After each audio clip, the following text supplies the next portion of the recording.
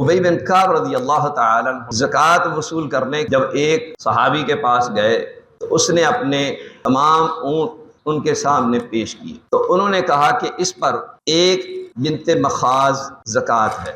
ये सहाबी कहने लगे, एक साल की ऊँटनी, इससे क्या फ़ायदा होगा? ना तो ये दूध देती है और ना ये इस काबिल है कि इस पे सवारी की जा सके। लिहाजा मैं आपको एक सेहतमंद ऊँटनी पेश करता हूँ, आप ये ज़कात के तौर पर वसूल कर लें। उन्होंने कहा कि जो ज़कात आपके ज़िम्मा है मैं वही कबूल करने का पाबंद हूँ। ये दोनों हज़रात नबी सल्लल्लाहु अलैहि वसल्लम के पास आते हैं और ये ज़कात देने वाला सहाबी कहता है मैं अपनी खुशी से ज़कात के तौर पर पेश कर रहा हूँ, तो ये इसे कबूल नहीं कर रहा। आप सल्लल्लाहु अलैहि वसल्लम ने फरमाया कि अगर तू अपने दिल की खुशी से ये ऊँटनी देना चाहता है तो ठीक है, हम वसूल करते हैं, और आमिल को हदायत की कि तू इसे वसूल कर।